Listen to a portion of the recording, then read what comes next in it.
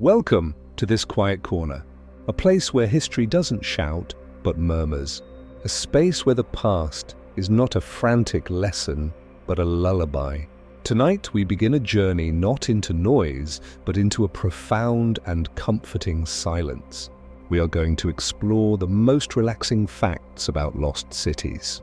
And we start, as all good stories do, at the very beginning, with the quiet magic they hold and the gentle reasons they seem to soothe the very soul. Before we wander through these silent streets, I'd love to know where you are listening from this evening. Perhaps you are in a bustling modern city, surrounded by light and sound, seeking a moment of quiet. Or maybe you are in the peaceful countryside where the night is already deep and still. Wherever you are, I am glad you are here. If these journeys into stillness bring you comfort, I would be so grateful if you would gently tap the like button and subscribe to this channel. To those of you who are already here, resting in the quiet, thank you. Your presence is the foundation upon which this channel is built, and a small reassurance. As we begin, I hope this exploration of forgotten places is not so fascinating that it keeps you awake. But if it does, at least you will drift into your dreams with visions of rose-red cliffs and misty mountain peaks, your thoughts as quiet and settled as stones in a deep, still pool. So, how is it that places of abandonment, of vacancy, can bring us such a deep sense of peace? It is because a lost city is not a place of tragedy, not in the way we will think of it tonight. It is a place of rest. Imagine a city not as it was in its bustling prime, with the clamor of marketplaces and the footsteps of thousands, but see it now as it exists for us in the present. The crowds have long since gone home. The debates have fallen silent.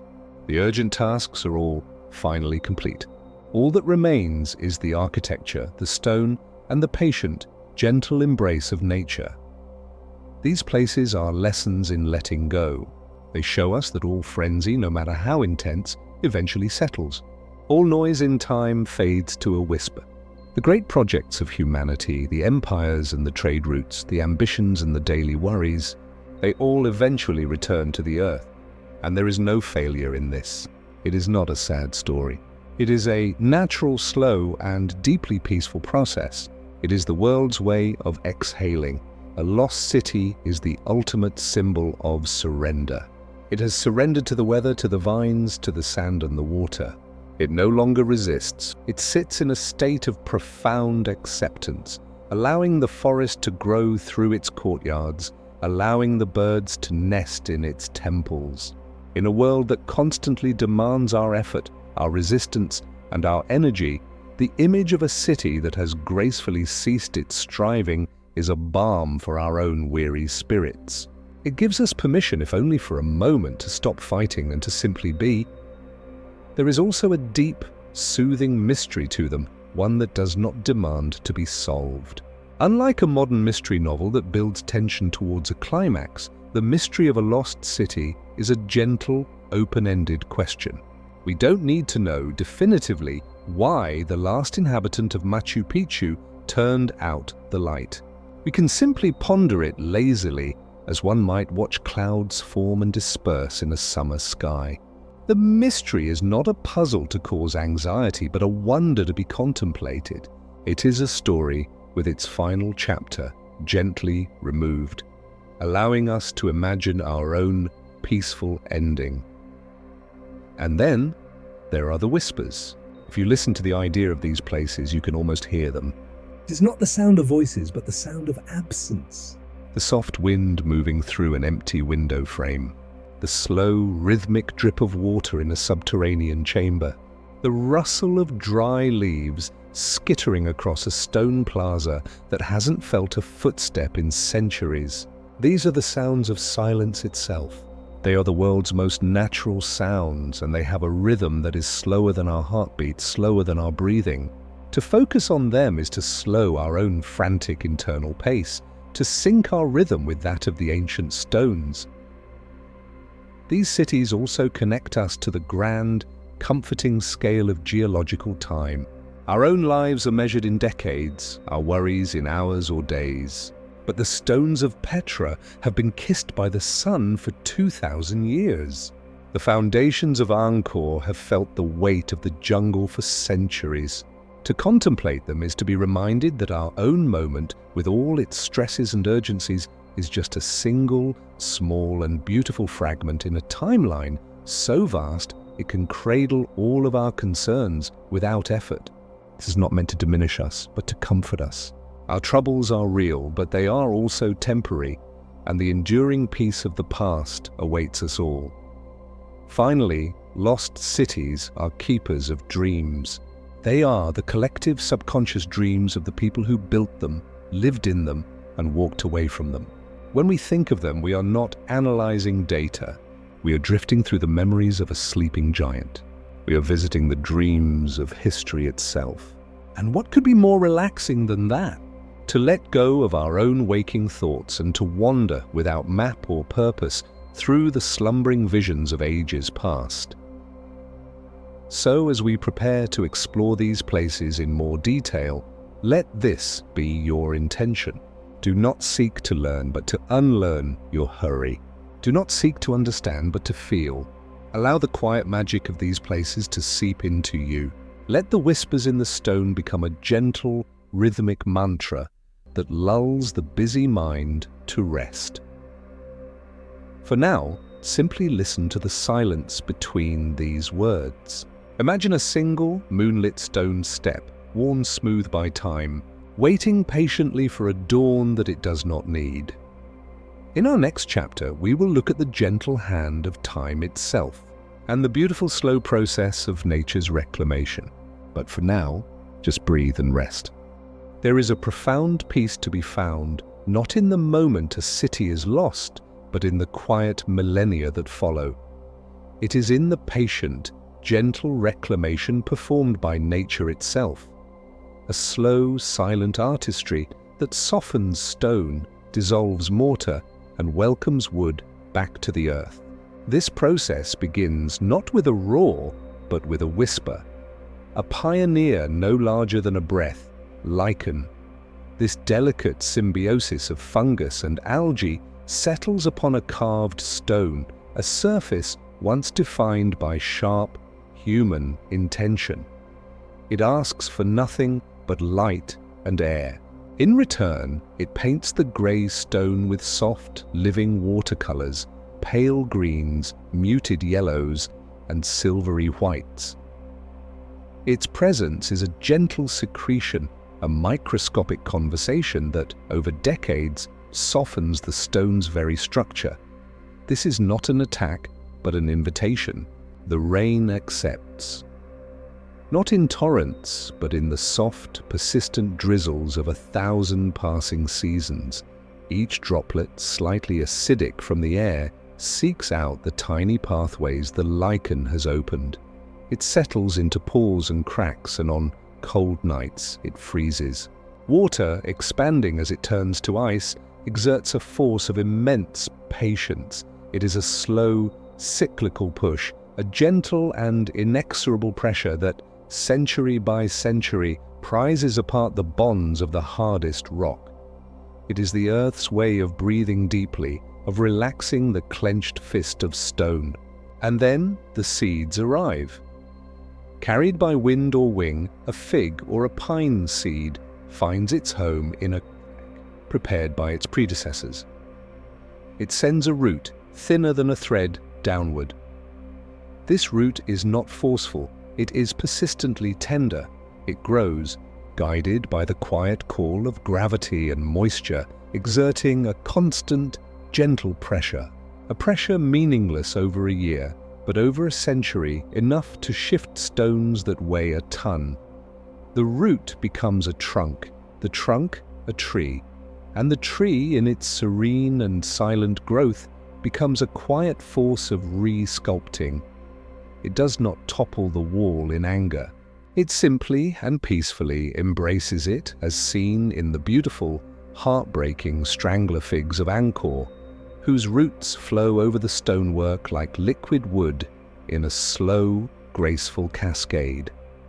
Wood returns to the earth even more gracefully. A roof, beam exposed to sun and rain first bleaches to a soft, silvery grey. Then come the fungi, not monstrous but microscopic, thread-like mycelium that work in darkness and silence. They digest the tough fibers not with force but with gentle chemistry. The wood softens, its strength seeping away so imperceptibly that no single moment marks its failure. It becomes a sponge, holding the memory of rain until it finally crumbles not with a crash, but with a soft sigh returning to the soil. And the mortar, that humble mix that holds human ambition together, is always the first to surrender. The rain patiently dissolves its bonds grain by grain. It becomes soft, and in its softening, it simply ceases to hold on. The wall remains standing out of habit and balance, long after the glue that bound it has forgotten its purpose. This entire process is a visual lullaby of surrender. There is no struggle here, only a slow, beautiful, and inevitable integration. The city is not being destroyed, it is being woven back into the tapestry of the living world. The sharp edges of human endeavor are being smoothed by the gentle hand of time. To contemplate this is to understand that all endings are a slow fading, a gentle blending. It is the most natural of all rhythms. And as you rest, you can imagine this same peaceful reclamation softening the sharp edges of your own thoughts, blurring the hard lines of the day. Let the quiet moss of sleep grow over your worries. Feel the roots of dreams gently shifting the weight of your consciousness, inviting you to simply let go and return. There is a silence that lasts for a season, and then there is a silence that lasts for centuries. This is the silence we contemplate now, not a mere absence of sound, but a presence of profound rest. It is the deep, unbroken slumber of a place, a long and dreamless sleep measured not in hours, but in the slow turning of the earth itself. Imagine a city at the very moment it is left behind. The last footstep echoes and fades. A door is closed, perhaps for the final time. The last cooking fire cools to ash. There is no fanfare, no dramatic ending. Often, it is a quiet departure, a community simply moving on, leaving the structures of their lives to stand witness to the empty streets. And then the long sleep begins. The first to settle is the dust. It drifts in on the still air, a fine grey blanket that coats the thresholds and the floors. It settles in the silent market squares, covering the grooves worn by countless footsteps. This dust is the city's first layer of dreams, a soft shroud that muffles the hard edges of the world. Then the light changes. With no one to tend the gardens or clear the vines, vegetation begins its gentle encroachment. But this is not the violent, grasping takeover we might imagine. It is a slow creeping blanket. Grass seeds sprout between cobblestones, not as weeds, but as a soft, green carpet laid down by nature. Vines begin their patient climb up walls, not as conquerors, but as gentle drapes, softening the geometry of stone and window. The city is not being attacked, it is being tucked in. Seasons turn, each one leaving a quiet mark. Autumns deposit layers of leaves, which rot slowly into a rich, dark compost in sheltered corners. Winters bring snow that melts and refreezes, its gentle, inexorable work widening cracks ever so slightly. Spring rains fill empty cisterns not with purpose, but with reflection, creating still pools that mirror the slow dance of the clouds. The city falls into the rhythm of the earth, no longer following the frantic calendar of harvest and festival, but the grand, slow pulse of the planet. Within this slumber, the city is not dead.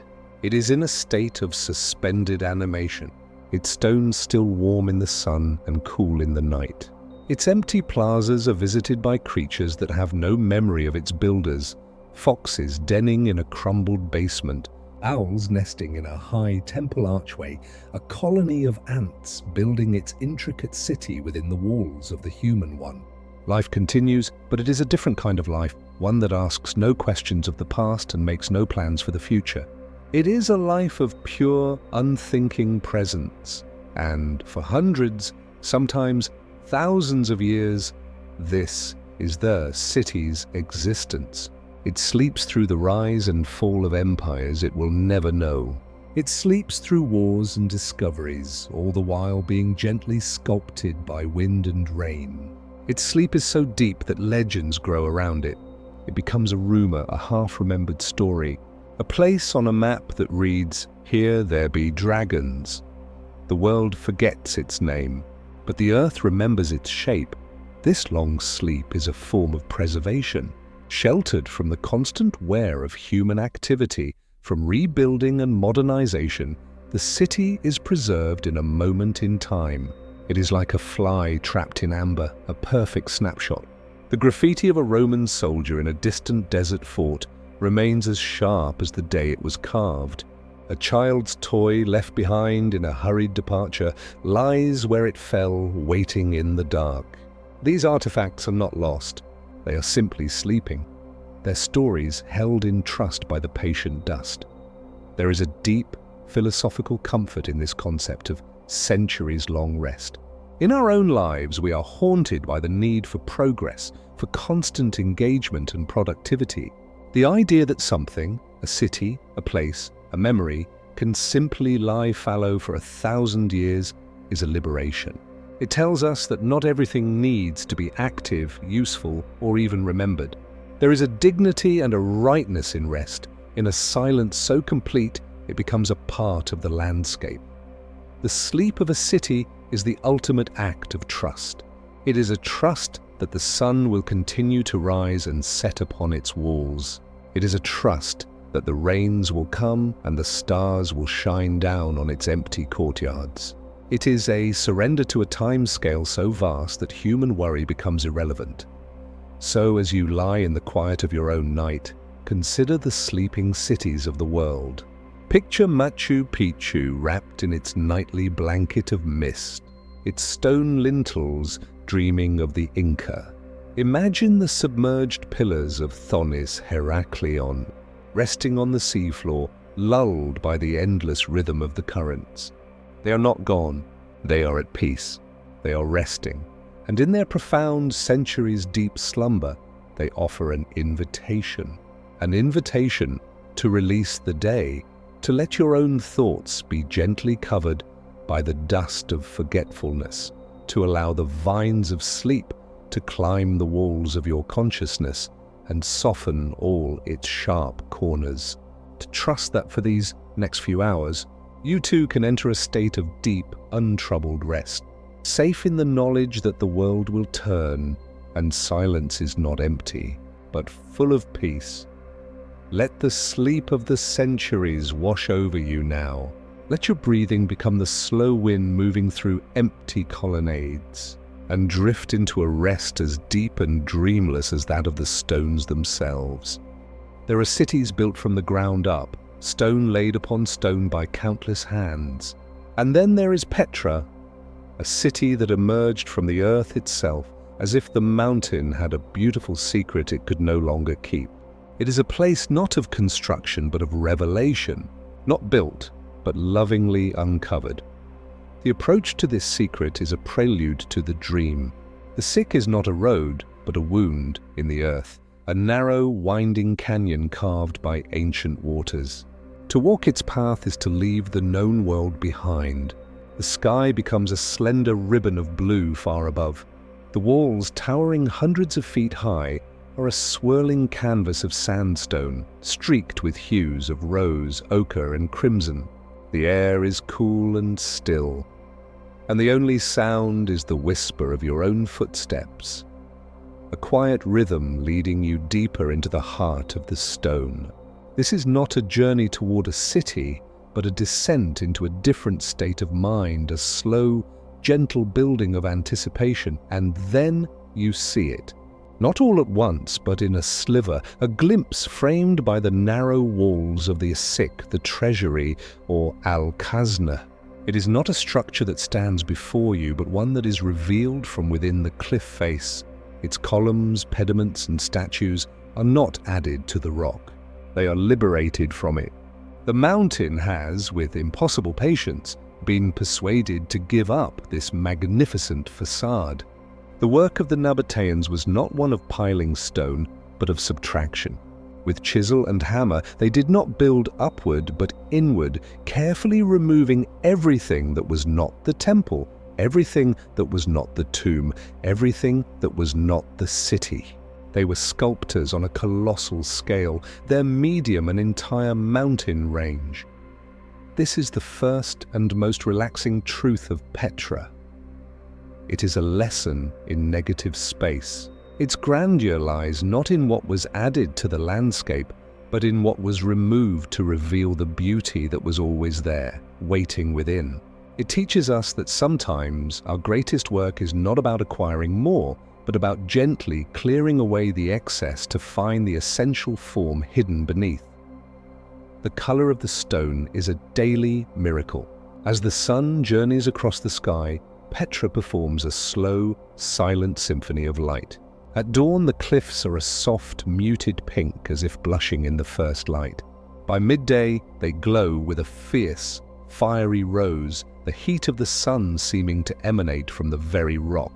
But it is in the late afternoon that the city truly sings. As the sun descends, it strikes the cliffs at a low angle, setting them ablaze with a deep, luminous crimson. The entire canyon seems to be lit from within, each striation in the rock, each carved capital glowing with an otherworldly light. And then as twilight settles, the color slowly drains away, the rose fading to a hushed, violet gray, as if the city is taking a final, soft breath before settling into the cool silence of the night. This daily transformation requires no audience.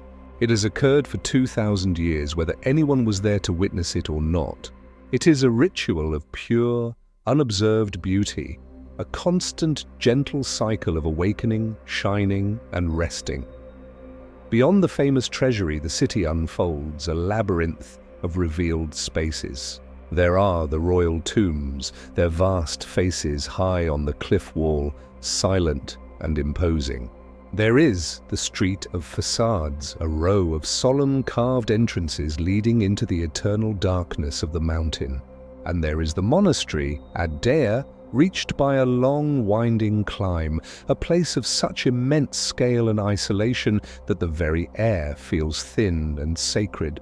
In all of these, the same principle holds. The architecture is one with the geology. The city is the mountain, and the mountain is the city. When the Nabateans left and Petra fell into its long sleep, it did not crumble in the way a built city does. There were no collapsing towers or falling walls. Instead, it simply ceased to speak. The wind and the rain, the same forces that had shaped the canyon for eons, returned to their slow work. They softened the sharpest edges of the carvings. They deposited fine, rose-colored sand on the doorsteps. They wore away the details of statues, blurring their features into anonymous, gentle forms. The city was not being destroyed. It was being reabsorbed, its human-made precision gradually softened by the patient hand of its creator, nature. To think of Petra is to think of a dream carved in stone. It is a testament to the power of a vision that saw a magnificent city not as something to be assembled, but as something to be discovered. It is a place that challenges our very definition of what a city is. It is not on the land, it is of the land. So as you seek rest tonight, let the image of Petra soothe you. Imagine yourself not building a palace of dreams, but simply discovering the space for sleep that already exists within you. Feel the quiet, gentle work of subtraction as the worries of the day are worn away like so much excess stone, revealing the calm, essential self that lies beneath. Let the swirling, rose-colored walls of the canyon guard your thoughts, and allow the deep, silent peace of a city born from a mountain to carry you into a slumber that feels both ancient and profoundly new. High in the embrace of the Andes, where the air thins and the sky feels within reach, there lies a city that seems to float between worlds. Machu Picchu does not occupy its mountain. It is a part of its being, a natural outcropping of the mountain's own spirit, woven into the clouds and the silence. It is a place that speaks not of conquest over nature, but of a sacred and silent dialogue with it. The journey to this city is a gradual ascent into a different state of awareness. One leaves the bustling world below and climbs, either by foot along ancient trails or by rail beside a rushing river, moving steadily upward. The vegetation changes, the air cools, and the sounds of human habitation fade, replaced by the whisper of wind through high-altitude grasses and the distant call of a bird. This ascent is a physical and mental preparation, a shedding of the lowlands noise, making one receptive to the profound quietude that awaits. Then you arrive. And the first, most enduring impression is not of the stonework, but of the clouds. Machu Picchu exists in a realm of perpetual mist. Great, soft billows of white drift through the mountain passes, silently flowing over ridges and pouring into valleys like a slow, ethereal river. They caress the stone terraces, blur the edges of temples, and occasionally envelop the entire city in a soft, luminous grey blanket. The clouds are not weather here. They are architecture. They are the city's walls and ceilings, temporary and ever-changing, creating a space that is never the same twice, yet always serene. Within this soft embrace, the city reveals itself. It was built with a reverence for the mountain's form. The Incas did not level the peak to suit their design. They allowed the peak to dictate their design. The buildings, the temples, the intricate tiers of agricultural terraces all follow the natural contours of the ridge. It is a masterpiece of integration. The stonework, fitted together without mortar with such precision that a knife blade cannot slip between the joints, seems less like construction and more like a natural crystalline growth. A geological pattern given intelligent form, this harmony creates a silence that is not an absence, but a presence. It is a thick, velvety quiet, broken only by the elemental sounds, the sigh of the wind, the patter of a light rain on granite, the hum of a solitary insect. To stand in the center of the main plaza, with the green peaks of Huayna Picchu and Machu Picchu Mountain standing as eternal guardians, is to feel a solitude so complete it becomes a form of companionship. You are alone, yet you are with the mountain, the sky, and the ghosts of a people who understood stillness. The purpose of Machu Picchu remains one of history's gentle mysteries. Was it a royal estate? A religious sanctuary? An astronomical observatory? Perhaps it was all of these, or something more. But the mystery is not a frantic puzzle to be solved. It is a quiet question that hangs in the thin air, inviting contemplation, not resolution. The lack of a definitive answer allows the city to simply be what it is in the present moment, a place of profound peace. It frees us from the need to analyze and allows us to simply feel. As the sun rises over the eastern peaks, it does not shock the city awake. It gently coaxes it from the clouds. The mist begins to glow from within, turning from grey to gold.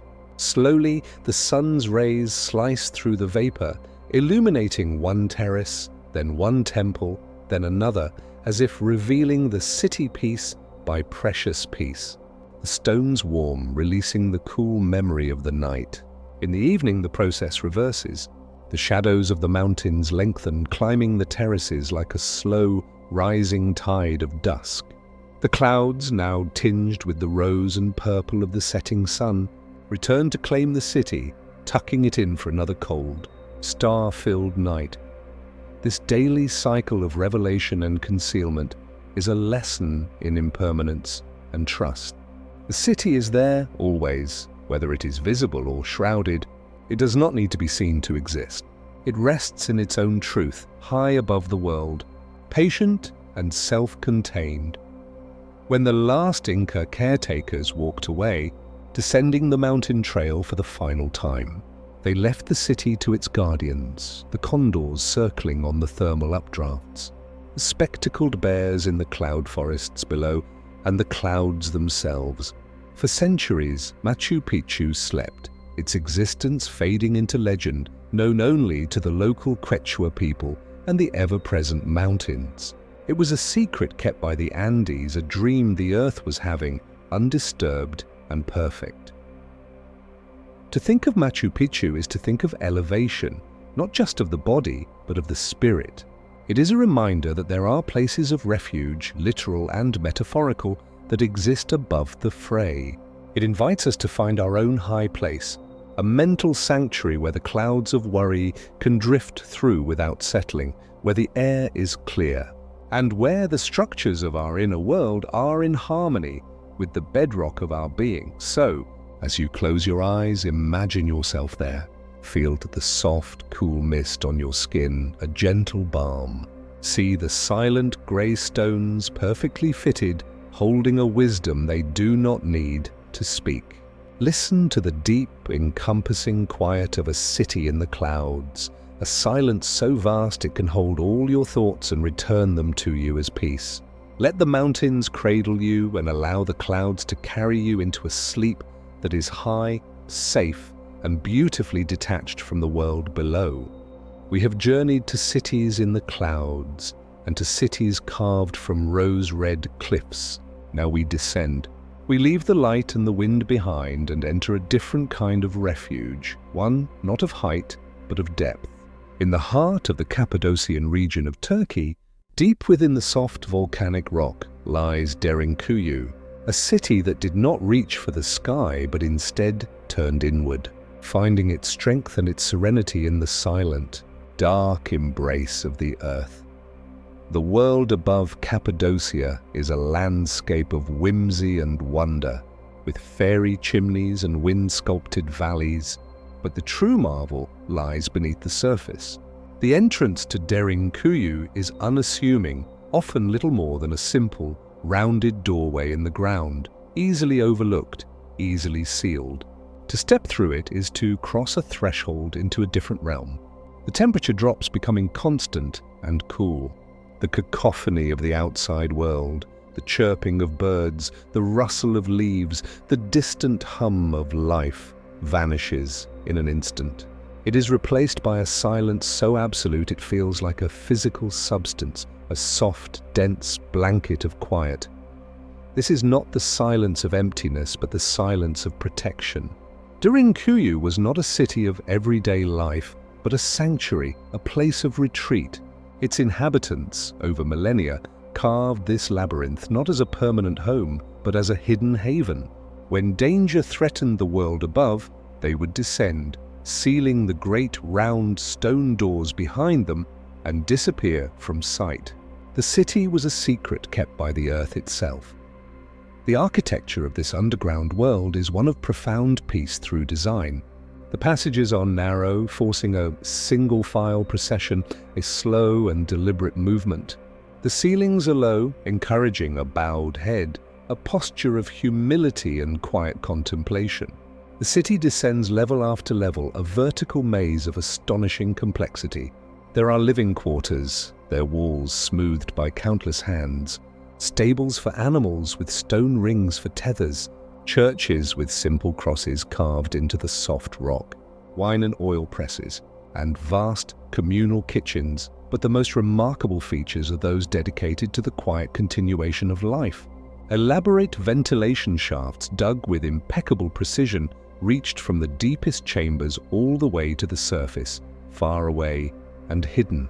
These were the city's lungs, bringing down fresh, cool air, ensuring that even 80 meters below, the atmosphere remained breathable and calm.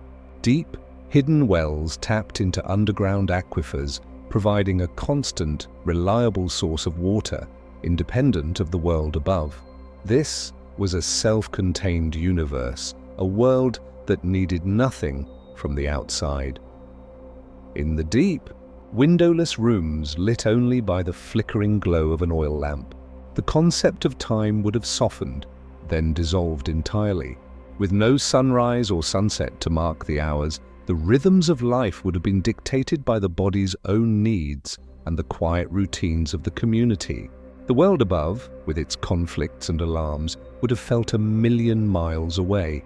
The only sounds would have been the soft murmur of voices, the rhythmic grinding of grain on stone, the gentle snuffling of animals in their pens, all hushed, intimate, and contained. There is a unique psychology to such a space. To be in Derinkuyu is to feel a sense of profound safety, the kind felt by a child hiding in a most perfect and secret fort. The weight of the earth above is not a burden, but a shield. The darkness is not frightening, but a velvety comfort. It is a return to the womb of the world, a place where one is protected, hidden, and allowed to simply be. All the frantic anxieties of the surface world, the need to be seen, to be productive, to keep up, have no meaning here. In the dark, all those concerns are gently but firmly negated. When the people of Derinkuyu eventually emerged, blinking in the sunlight after weeks or months below, they would have left a city that was never truly empty. It remained, waiting in its perfect, patient silence, holding the memory of their whispered conversations, their quiet prayers, their sheltered sleep. It was a constant, a secret chamber in the heart of the earth, ready to offer its sanctuary once more. To contemplate Derinkuyu is to remember that peace can be found not only in vast, open skies, but in deep, enclosed spaces. It is an invitation to find our own subterranean sanctuary within our minds, a quiet inner chamber we can retreat to when the world becomes too loud. A place where the noise fades, the light is soft, and the only thing that exists is the slow, steady rhythm of our own breath. So tonight, as you seek sleep, imagine yourself descending. Feel the gentle, cool air of a deep place. See the soft, rounded walls of stone, curved and smooth, holding you in a silent embrace. Hear the absolute quiet, a silence so deep it has its own sound, like the distant beat of your own heart. Let the weight of your blankets feel like the protective earth above you, shielding you from all concerns. You are safe. You are hidden. You are in a sanctuary built not from stone, but from stillness itself. Drift down level by level into the deep and dreamless sleep of the earth. In the humid embrace of the Cambodian jungle, there exists a conversation between two ancient kingdoms, one of stone and one of wood.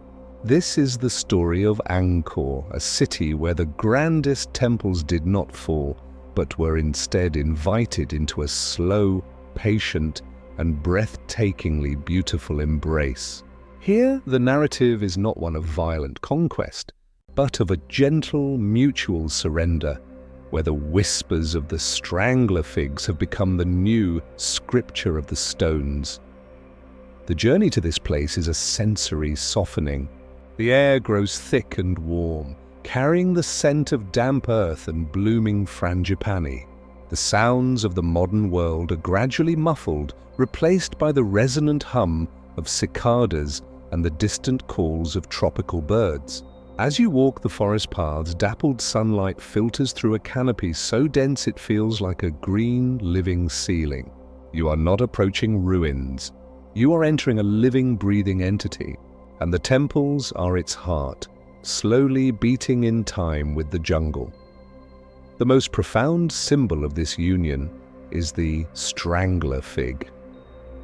It begins its life as a tiny, seemingly innocent seed deposited by a bird high in the crevice of a sandstone tower. At first, it is a mere tendril, a delicate green thread against the immense grey stone. But with a patience that dwarfs human ambition, it begins to grow. It sends roots downward, thin and questing, feeling their way over the carved faces of gods and demons, over the intricate bas-reliefs depicting celestial dancers. These roots are not destructive. They are inquisitive. They trace the architecture like a blind person reading a sacred text, learning its stories by touch. As decades turn into centuries, the roots thicken. They become woody cables as strong as iron, weaving a living lattice over the stonework. They do not shatter the temples. They hold them together. A gateway, which might have collapsed under its own weight centuries ago, is now cradled in the sturdy wooden arms of a fig tree. The temple and the tree become a single, inseparable structure.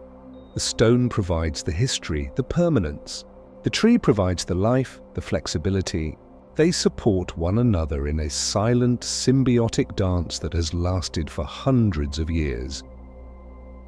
To stand before the famous gate of Ta Prohm, framed by the serpentine roots of a colossal fig, is to witness this dance at its most elegant.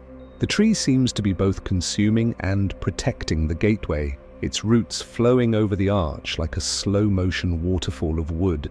It is a sight that inspires not alarm, but a deep, humbling awe. It is a visual representation of nature's ultimate, gentle authority. It does not need to topple. It can simply and gracefully inherit. This process has created a new kind of beauty, one that could never have been conceived by the original architects. The sharp, geometric lines of the Khmer builders have been softened. The hard edges have been blurred by a velvety coat of moss and by the smooth, muscular curves of the roots. Sunlight, when it breaks through the canopy, no longer strikes flat stone surfaces, but dapples and dances across a textured tapestry of grey and green, of solid and liquid form. The jungle has not destroyed the art. It has added another living layer to it. The sounds here are as blended as the sights. The wind does not whistle through empty corridors. It rustles through a million leaves that now grow on the temple roofs. The rain does not drum sharply on stone slabs. It patters softly on the canopy before dripping in a slow, rhythmic cadence onto the mossy floors below. Even the silence is a collaboration. The deep, enduring silence of the stone meeting the watchful, breathing silence of the forest. When the Khmer Empire receded and the maintenance of the great temples ceased, the jungle did not attack. It simply waited. And then it began to quietly and patiently move back in, reclaiming the space that had always been its own. It was not a violent reconquest, but a tender homecoming. The temples were not defeated. They were invited to rest, to become part of the ecosystem once more, to trade their role as centers of human power for the noble, eternal role of being a part of the forest. To contemplate Angkor is to understand that endings and beginnings are not separate, but intertwined.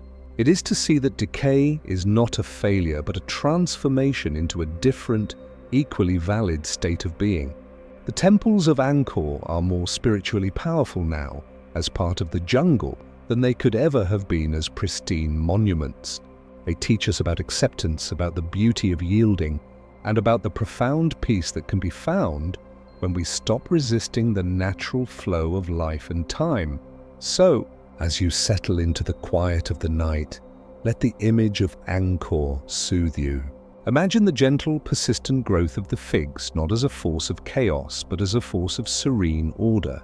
Feel your own sharp worries and rigid thoughts being softly embraced by the roots of sleep, their hard edges blurred, their weight supported. Listen for the whisper of the leaves in the dark, a lullaby of surrender. Allow yourself to become like these ancient stones, not fighting the embrace of rest, but settling into it, becoming one with the quiet, living darkness and finding a deeper, more organic peace within the entanglement. We have wandered through cities claimed by jungle and sand, but there is a quieter, deeper slumber still, the sleep that happens beneath the waves. Off the coast of Egypt, where the Nile once met the Mediterranean, there lies a city that did not burn or crumble, but simply sank. Thonis Heraklion, a once bustling port of pharaohs and traders, now rests on the seafloor, its grandeur softened by water and time. A silent kingdom ruled by the gentle sway of currents and the slow dance of light. The story of its end is not one of cataclysm, but of gradual, almost peaceful surrender. The city was built on the unstable clay of the Nile Delta. Over centuries, the weight of its great temples and monuments, combined with the rising sea levels and perhaps a sudden trigger like an earthquake, caused the very ground it stood on to liquefy. Thonis Heraklion did not so much collapse as it subsided. It was a slow-motion descent, a city gently kneeling then lying down as the seawater rose to claim it. There was no violent crash, only a quiet, inevitable swallowing. The waves closed over its rooftops and the world above forgot it was ever there. For over 1,000 years, the city slept in its watery tomb, its memory preserved only in a few ancient texts and legends. Then, modern archaeologists, like sleepwalkers remembering a dream, began to piece together its location. And what they found was not a ruin, but a revelation. The sea, often a force of erosion, had become a perfect preservative. The lack of oxygen in the clay and sand slowed decay to a near standstill. The city was frozen in time, not in ice, but in a thick, protective slurry of sediment and salt water. To see the artifacts raised from this silent world is to witness a miracle of preservation. A colossal statue of a pharaoh carved from red granite lies on the seabed, his stern features now gazed upon only by curious fish. His eyes, once meant to inspire fear and reverence in subjects, now watch the slow passage of shadows and light. A stone stele, inscribed with hieroglyphs, stands perfectly upright, as if just placed there, its decree now read only by the currents. The most poignant of all are the everyday objects, a gold earring, a delicate perfume bottle, a child's toy lying exactly where they were dropped, their small, human stories suspended in the deep. The environment of this sunken city is one of profound tranquility. The chaos of the surface, the wind and the waves, is reduced to a gentle, rocking motion far below. The light from the world above filters down in soft, shimmering columns, illuminating clouds of sediment that drift like underwater constellations. The sounds are muffled and distant. The roar of a storm on the surface is nothing more than a faint, deep hum. The dominant sound is the quiet, rhythmic sigh of the water itself, a constant, soothing presence. Life here has adapted, not conquered. Coral now grows on the stone shoulders of gods. Seagrass sways in the old courtyards. Schools of silverfish dart through what were once grand processional avenues, their scales flashing in the dim light. An octopus might make its home in a cracked amphora, a new resident in an ancient container. The city has been wholly integrated into a new aquatic ecosystem.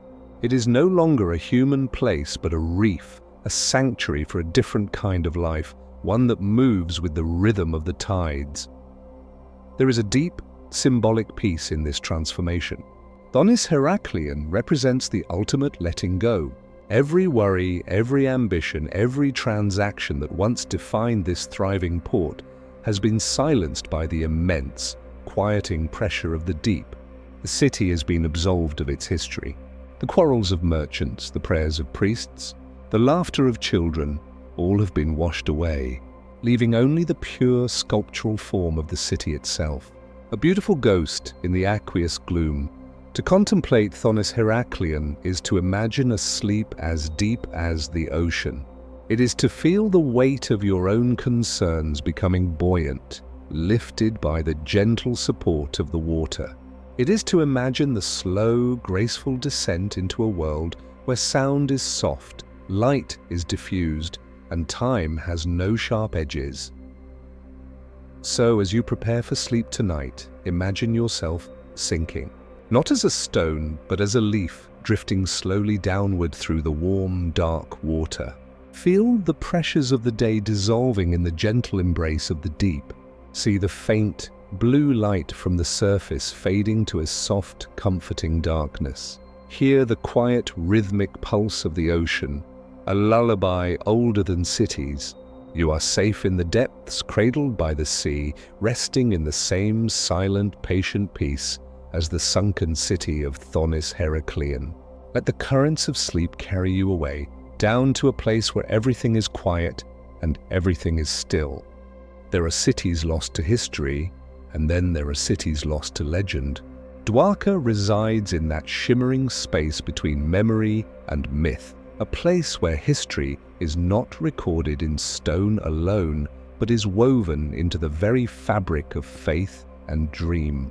It is the golden city of Lord Krishna, said to have been so magnificent it was built by the divine architect himself, a celestial paradise on earth. And its story does not end in ruin or abandonment, but in a serene, deliberate return to the waves from which it first arose. The legend, as told in the ancient texts of the Mahabharata, is one of profound peace following the culmination of a cosmic era. After Krishna departed from the earthly realm, the great city of Dwarka, his beloved kingdom, was no longer meant to remain in the world of men. The sea, which had once receded to allow its foundation to be laid, was called to return. And so it did. Not in a furious, destructive tempest, but in a great, gentle, and inexorable rising.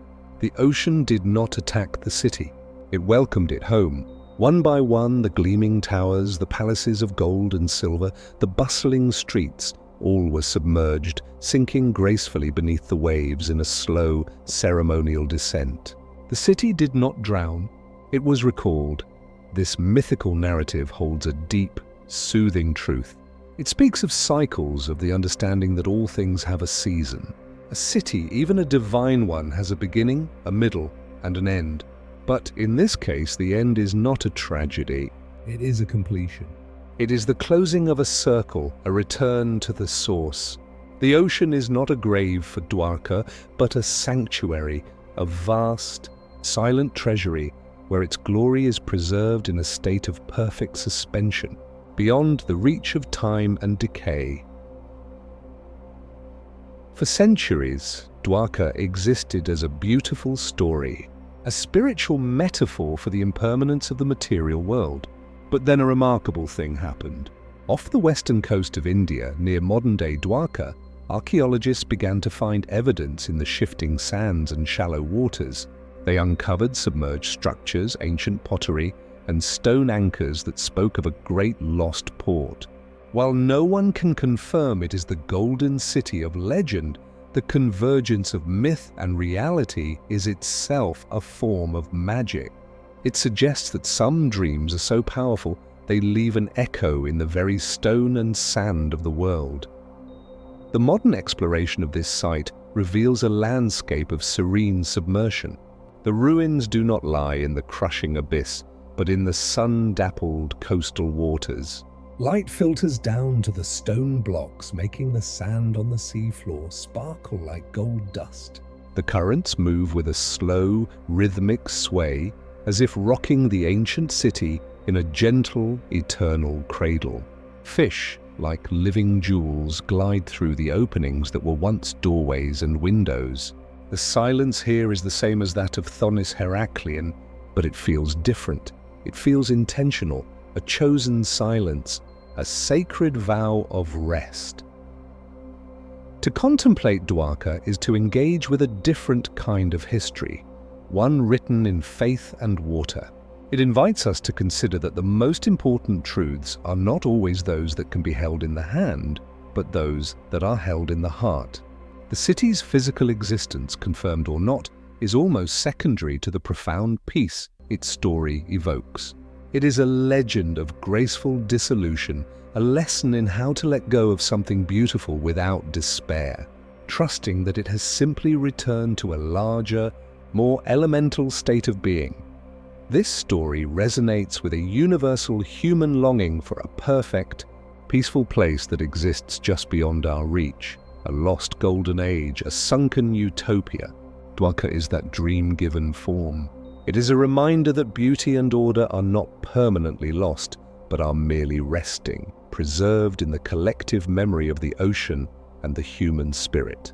It assures us that endings can be serene, even glorious, and that what is most sacred never truly disappears. It only changes its form. So as you lie in the quiet darkness, let the legend of Dwaka wash over you. Do not think of a catastrophic flood, but of a gentle, rising tide of sleep. Imagine the golden spires of your waking thoughts, your worries and your plans being slowly, lovingly submerged by the deep, blue waters of slumber. Feel that the waves of rest covering them, not to destroy, but to bless and to preserve. The day is not being erased. It is being completed, its energy returning to the vast, quiet source from which all dreams emerge. Allow yourself to sink into this feeling of sacred return.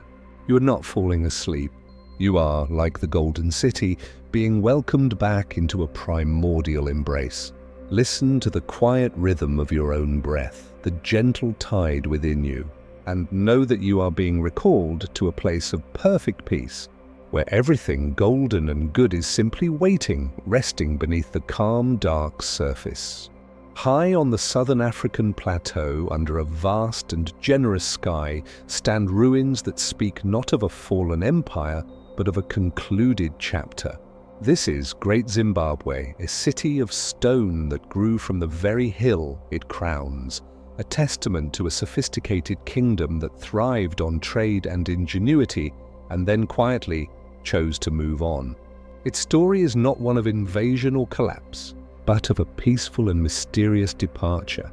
Leaving behind structures of such silent dignity, they seem to hold their secrets in a state of perpetual, patient repose. The first thing that strikes you is the stone. This is not the quarried, carved stone of European cathedrals or Egyptian temples. This is granite, gathered from the surrounding hills, balanced upon itself in a technique known as dry stone walling. Without mortar, without blueprints we would recognize, the builders of Great Zimbabwe created soaring walls that curve and flow with the landscape. The stones fit together with such precision that they have withstood centuries of wind and rain, their edges softened by lichen, their grey and tan hues blending seamlessly with the kopjes, the great bald rock formations that dot the landscape. The city does not impose itself on the land. It emerges from it, a natural outgrowth of the earth's own bones. The architecture is one of quiet grandeur. The great enclosure, with its iconic conical tower, is a place of profound stillness. The walls, in some places over 30 feet high, create a series of narrow, winding passages and open, circular spaces.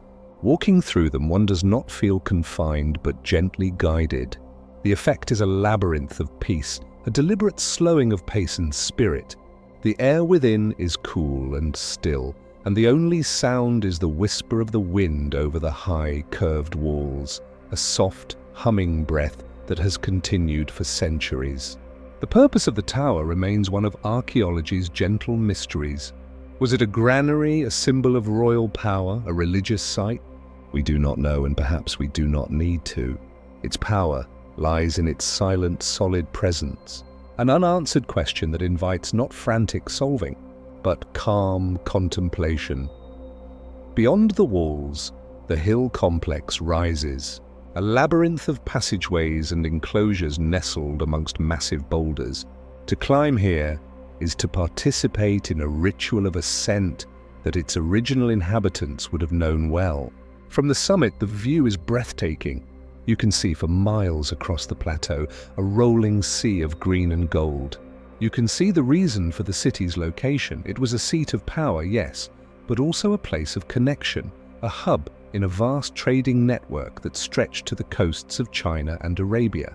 From this quiet height, One can imagine the comings and goings of merchants, the exchange of gold, ivory, and glass beads, the vibrant hum of a cosmopolitan center. And then the silence returned. Around the 15th century, the city was gradually abandoned. The evidence suggests no war, no famine, no calamity. It seems the kingdom simply shifted, its people moving on to new lands, perhaps following new trade routes, or responding to the slow changing rhythms of climate and resource. They left their stone city behind, not in flight, but as one might leave a house they have outgrown. They took their culture and their skills with them, but they left the empty shell, a gift of mystery to the future. This is perhaps the most relaxing aspect of Great Zimbabwe, its peaceful abandonment. There is no scent of tragedy here. The story feels complete. The city had its time of vibrancy and prosperity, and when that time was over, it was allowed to rest. The absence of a violent end makes the silence here feel like a natural exhale, a long, satisfied sigh at the end of a day's work. The wind that now blows through the empty enclosures is not mournful. It is simply the wind playing its soft music on a beautiful, unused instrument. For centuries, the ruins slept, known only to the local Shona people, who always understood its sacred significance. Colonial explorers later stumbled upon it, refusing to believe Africans could have built something so grand, attributing it to Phoenicians or the Queen of Sheba. But the stones themselves, silent and enduring, have proven the most powerful historians. They stand as a quiet, immovable testament to the sophisticated, indigenous civilization that created them, a civilization that requires no external validation, only respectful observation. To sit within the great enclosure as the sun begins to set is to witness a transformation of light and shadow. The granite walls glow with a deep, warm gold, and the long shadows they cast stretch across the land, connecting the city once more to the earth. The silence deepens, becoming a tangible presence, a blanket woven from the threads of time, memory, and stone. So as you seek rest tonight, think of Great Zimbabwe. Imagine your mind not as a busy marketplace, but as a series of quiet stone-walled enclosures. Feel the wind of your breath moving through these peaceful spaces, softening the edges of your thoughts. There is no need to solve the mysteries of the day, no need to know the purpose of every worry. Some things are simply meant to be, to exist in a state of quiet being. Let the silent, dignified repose of these African ruins settle over you. Allow yourself to be like this city, to have done your work, to have lived your day, and now to rest, completely and peacefully, in the gentle embrace of the coming night. Your story, for now, beautifully complete. History remembers the fury, the bitter Punic Wars, the legendary crossing of the Alps, the final, brutal siege. It remembers the utter destruction commanded by Rome, the stones torn down, the earth sown with salt, the great city of Carthage set ablaze for 17 days until nothing remained but ash and a warning. The story of Carthage is often told as one of history's most definitive endings, a lesson in total annihilation. But tonight, we will listen for a different story. We will listen for the quiet that settled after the last ember cooled, for the slow, gentle peace that grew unexpectedly from those ancient ashes. Imagine the scene in the aftermath. The legions have departed. The smoke has cleared. The cries of battle and the crash of falling masonry have been replaced by an immense, shocked silence. The harbour, once the busiest in the ancient world, lies still. The great temples and palaces are reduced to smouldering rubble. It seems in that moment that everything has been lost. But in nature and in the human spirit, endings are never absolute. They are often merely a clearing of the ground, a making of space for something new to breathe. And so, the first peace to arrive was the peace of the elements. With the city gone, the sounds of the world could be heard again. The whisper of the Mediterranean wind no longer broken by walls, could sweep unimpeded across the Bursa Hill. The waves against the shore, once drowned out by the din of commerce and industry, resumed their ancient rhythmic cadence. The sun warmed the scorched earth, and the rains came, gentle and impartial, washing the soot from the broken stones and coaxing the first brave blades of grass from the salted ground. Nature, with infinite patience, began the slow work of healing, of softening the hard scars of war with a blanket of green. This was not a quick process. For a century, Carthage lay in its ruin, a haunted place of memory. But the location was too perfect, the harbour too strategic. Life, like the grass, insisted on returning. The Romans themselves, the very agents of its destruction, eventually returned to build a new city upon the old foundations. They built their own forums and baths and villas, not in a spirit of conquest, but in one of pragmatic renewal. The new Roman Carthage did not seek to replicate the old. It was a different city, with a different soul, built in the space that violence had cleared. This is the second, deeper layer of peace, the peace of reconciliation. The very earth that had witnessed such hatred became a foundation for a new, prosperous, and cosmopolitan city. The ghosts of Cato and Scipio were laid to rest by the footsteps of Roman merchants, African farmers, and traders from across the empire. The land did not hold a grudge. It accepted the new city as willingly as it had accepted the ruins. It is a powerful lesson in the resilience of place, a reminder that the ground itself has no memory for our conflicts. It only knows how to support life. Today, walking through the archaeological site of Carthage, you feel this layered tranquility. You can stand amidst the foundations of the Roman villas, their mosaic floors open to the sky, and feel the gentle, domestic peace of a family home long since gone. You can look down at the outlines of the Punic ports, now serene circular ponds, and feel the immense, quiet weight of the centuries that have passed since a Carthaginian quinquereme last docked there. The fury is unrecoverable. It has been leached away by time, leaving only a profound and beautiful melancholy. The most striking feature is the silence that now reigns over these sites of ancient power and passion. The hill of the Byrsa, where the citadel of Carthage once stood, is now a quiet, open space, offering a panoramic view of the Blue Bay and the modern city of Tunis spreading along the coast. The air is clear and fresh. Children play football on the green lawns between the ruins. The sound is not of battle or of a bustling metropolis, but of the wind and distant, happy voices. It is the sound of ordinary, peaceful life, the greatest victory over ancient hatreds. To contemplate Carthage is to understand that no ending, no matter how absolute it seems, is truly final. Peace is not the absence of a past, but the integration of it. The ashes of the old city became the fertile soil for the new. The memory of the conflict became a lesson that, while often unheeded, is now woven into the fabric of history, reminding us of the futility of such total wrath. So, as you lie in the quiet of your own night, consider the peace of Carthage. Perhaps your day held its own small conflicts, its own moments of frustration or anger that feel like scorched earth. Imagine the quiet that follows.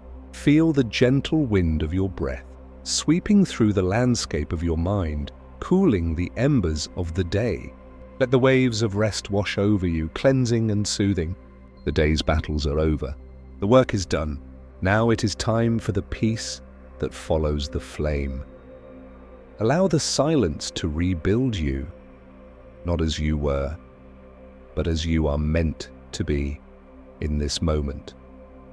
Quiet, still, and at peace. The ground of your being is fertile, ready for a night of restful growth. Let the ashes of the day settle and drift into a sleep as deep and as forgiving as the centuries that now blanket ancient Carthage.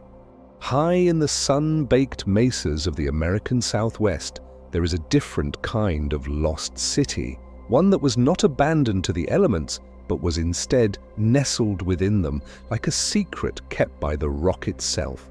This is Mesa Verde, the home of the ancestral Puebloans, a people who did not build monuments to scrape the sky, but instead created a community of profound peace and protection, tucked into the great curved alcoves of sandstone cliffs. Their architecture was not one of declaration, but of integration, a search for shelter in the most literal and spiritual sense. To reach these dwellings is to ascend into a landscape of immense silence and spaciousness. The air is dry and clear, carrying the scent of piñon pine and juniper. The sky is a vast, domed ceiling of brilliant blue. On the mesa tops, life is exposed to the sun and wind. But then you approach the edge of the canyon and you look across, and there, nestled in the opposing cliff face, you see it. A city of stone, perfectly fitted into a grand, natural arch of rock. It does not impose. It inhabits. It is a community built not out in the open, but within a sheltering embrace. The genius of Mesa Verde lies in its profound understanding of home. The cliff dwellings are masterpieces of passive survival. The massive, overhanging rock roof shielded the community from the relentless summer sun and the heavy snows of winter. The natural alcove acted as a giant temperature regulator, staying cool in the summer and retaining warmth in the winter. The positioning of the dwellings was deliberate, often facing south or southeast, to capture the low-angled winter sun for warmth. This was architecture in conversation with the sun, the wind, and the seasons, a dialogue of harmony that required no force, only intelligent adaptation. Walking into a place like Cliff Palace is to step into a space designed for communal quiet. The structures are multi-storied, built back into the cliff with soft, tan sandstone bricks. The rooms are small and intimate, connected by a network of ladders and tiny footpaths. There are kivas, circular, subterranean chambers used for religious and social gatherings, their very design pulling people downward into the earth, into a space of focused, shared introspection. The acoustics in the alcove are soft. Sound does not carry far, but is absorbed by the stone and the vast open space before it. Conversations would have been hushed, footsteps soft. The dominant sound would have been the whisper of the wind high above the alcove's rim, a constant, gentle reminder of the exposure from which they were so perfectly sheltered. There is a deep, psychological comfort in this image of a sheltered city. It taps into a primal memory of safety. The cave, the protected nook, the place where one can see out, but cannot be easily seen. To live in Cliff Palace was to live in a perpetual state of being held. The great curved wall of the alcove was a constant, physical reassurance, a bulwark against the elements and the uncertainties of the world. It fostered a culture that was likely inward-looking, communal, and deeply centered. The architecture itself encouraged a quiet, interior life. The mystery of why the ancestral Puebloans left Mesa Verde around the end of the 13th century is a quiet one. It was not an invasion. The leading theories point to a prolonged drought, a slow change in climate that made agriculture on the mesa tops unsustainable. Their departure seems to have been a gradual, organized migration southward in search of water. They left their homes not in panic, but with care, sealing doorways and leaving behind pottery and tools, as if they might return or as if they were preserving the spirit of the place. They left the dwellings to the silence for which they were so perfectly designed, and what a silence it is. Today, when you stand on the rim of the canyon looking across at these silent stone cities, the peace is palpable. The wind still whispers past the empty windows.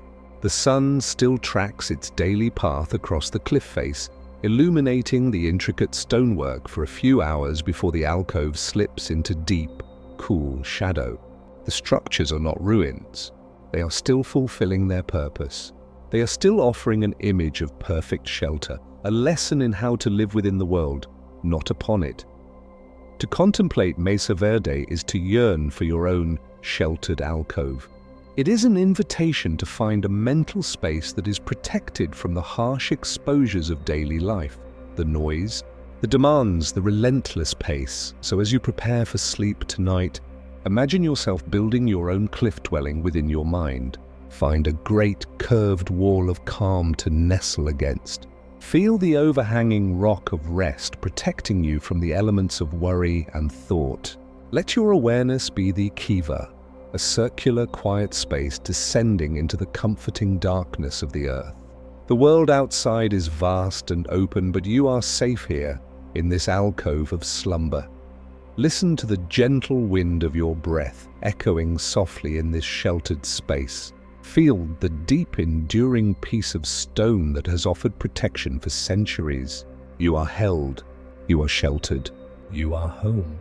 Now let the great cliff of night close around you and drift into the deep, secure sleep of those who are perfectly and peacefully nestled. In the highlands of central Mexico, there lies a city of such scale and precision that the Aztecs, who discovered it centuries after its fall, believed it could only have been built by gods. Teotihuacan, the place where gods were made, is a vast geometric poem written in stone upon the valley floor. Its avenue of the dead runs for miles, flanked by monumental pyramids that mirror the surrounding mountains. And its greatest mystery is not who built it or why, but the profound, quiet manner in which it was left behind, a magnificent and bustling metropolis that simply and peacefully went to sleep. To walk the Avenue of the Dead at dawn is to participate in a ritual of light and shadow. The rising sun strikes the massive facade of the Pyramid of the Sun, the third largest pyramid in the world, setting its stones ablaze with a warm, golden light. The long, straight causeway stretches ahead, leading the eye toward the smaller, more elegant Pyramid of the Moon, which seems to cradle the silhouette of the sacred mountain behind it. The geometry is so perfect, so deliberately aligned with the cosmos, that it feels less like a city and more like a vast, silent clock, its gears made of stone, measuring the passage of eons rather than hours. At its peak, around 450 AD, Teotihuacan was one of the largest cities on Earth, a bustling, multi-ethnic metropolis of over 100,000 people. It was a city of artisans, traders, and priests, a place where obsidian was worked into razor-sharp tools, and where vibrant murals depicting gods, jaguars, and feathered serpents adorned the walls of sprawling residential compounds. The energy must have been immense, a humming, vibrant center of the ancient world. And then, around the 7th or 8th century, that energy began to dissipate. The end of Teotihuacan was not a single, dramatic event. There is evidence of a great fire that damaged the central ceremonial precinct, but not of a violent invasion or a sudden, catastrophic collapse. Instead, the city seems to have undergone a slow, deliberate process of depopulation. It was as if the people over generations collectively decided that the city's purpose had been fulfilled. They gathered their belongings, their gods, and their knowledge, and they walked away, leaving the grand avenues and towering pyramids to the wind and the dust. They did not destroy it. They deconsecrated it with their absence, returning it to the realm of myth. This peaceful abandonment is the source of Teotihuacan's unique serenity. There is no lingering scent of tragedy here, no echo of a final, desperate battle. The silence that rests over the city today is not one of sorrow, but of completion. It is the silence of a great bell that has been struck, and whose deep, resonant note has now faded into a peaceful hum that permeates the very stones. The city was not defeated, it was concluded.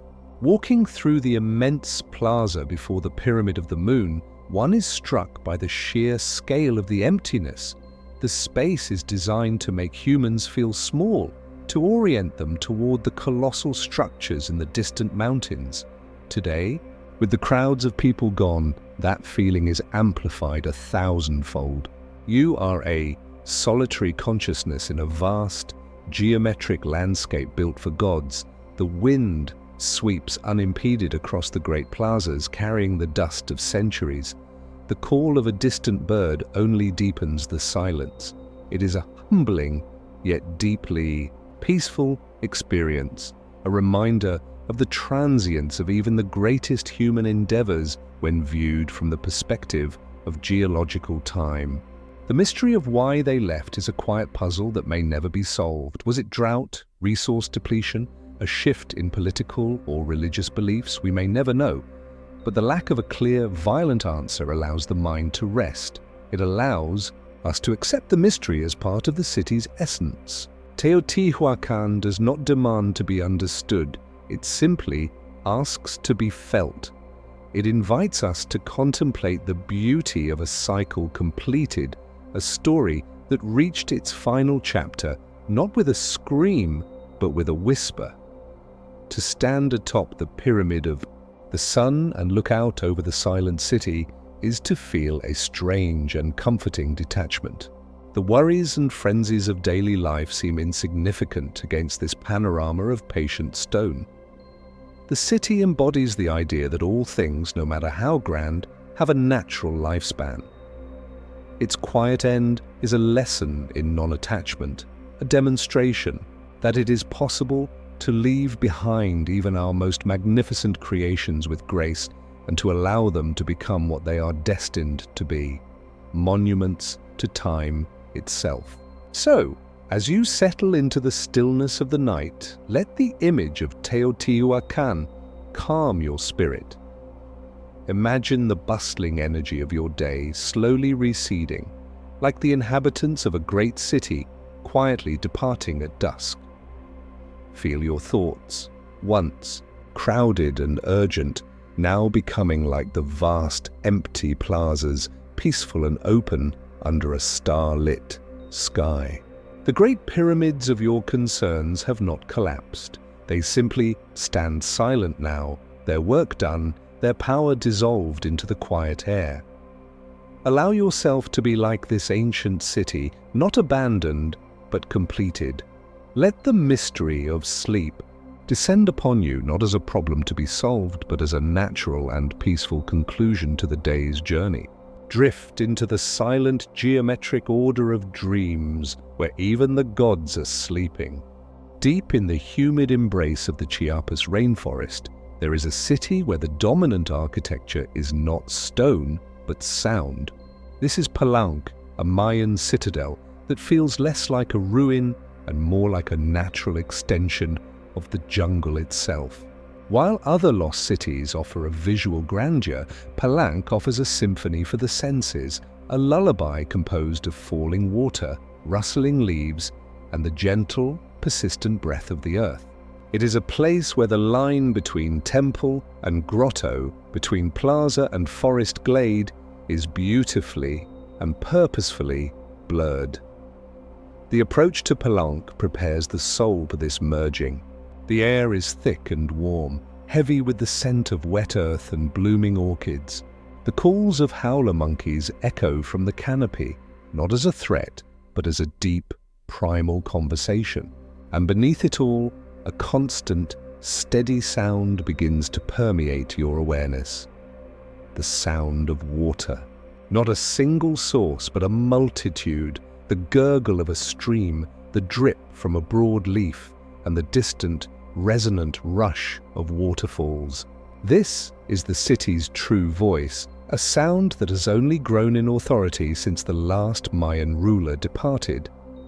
The Maya who built Palenque were masters of hydrological engineering, but they were also poets of water. They did not fight the numerous streams and springs that cascaded down the steep hillsides. They incorporated them. Aqueducts, some still functioning today, channeled the water through the city, providing a constant, clean supply and creating a network of soothing, aquatic melodies.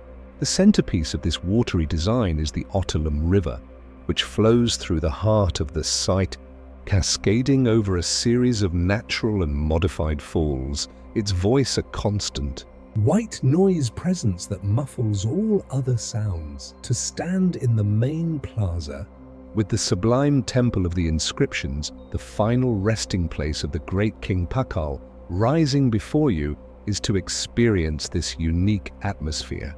The grandeur of the limestone temples, with their elegant roof combs piercing the green canopy, is undeniable, but it is the sound of the water that truly defines the space. It washes over the stone, softening its edges both physically and aurally. It creates a sonic blanket that absorbs the sharpness of the world, encouraging a state of deep, receptive calm. in Palenque you do not just see the ruins. You listen to them, and what you hear is the earth breathing.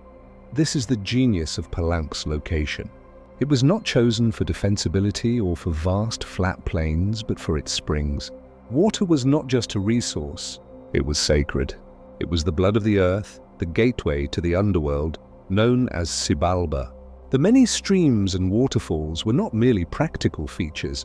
They were portals, their constant flow a symbol of the cycle of life, death, and rebirth. To live here was to be in constant auditory contact with the divine, a reminder that all things are in a state of flow. When the city was abandoned, as the lowland Maya centers slowly were around the 8th and 9th centuries, the water did not cease. It continued its work, now unimpeded by human hands. It wore away at the mortar, it encouraged the moss and ferns to cling to the temple walls, it carved new pathways through the plazas. The jungle crept back in, but it was the water that became the true custodian of Palenque. It polished the stones, filled the aqueducts to overflowing, and turned the city into a complex of beautiful, secluded grottos and channels. Today, the most profound experience of Palenque is to follow the sound of the largest waterfall.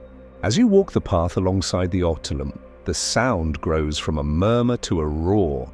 You descend mossy steps, the air becoming cooler and thick with mist. And then you see it, a powerful curtain of white water plunging into an emerald pool directly behind and alongside the ancient structures. The sight is breathtaking, but it is the sound that is transformative. It is a colossal, monotonous, and utterly soothing rush, a natural white noise machine of immense power. It drowns out all other thought, all worry, all sense of time. It is the sound of the world forgetting itself. To contemplate Palenque is to understand the relaxing power of water sound. It is an invitation to let the currents of your own mind be guided by this ancient, aquatic rhythm. The city teaches that endings are not dry and dusty, but can be fluid and renewing. The flow never truly stops. It only changes its course. So, as you seek sleep tonight, do not seek silence. Seek the sound of Palenque. Imagine a gentle tropical rain beginning to fall, its patter on the broad leaves of the jungle a soft prelude. Then let that sound merge into the constant, steady rush of a waterfall. Feel its mist on your skin, cooling and calming. Let its relentless, peaceful roar fill your mind, washing away the debris of the day, smoothing the sharp edges of every worry like a river stone. Your thoughts are not being erased. They are being carried away, downstream, into the dark, flowing peace of the night. Drift into this aqueous dream, cradled by the sound of falling water, and know that you are resting in the same liquid embrace that has guarded the sleeping stones of Palenque for 1,000 years.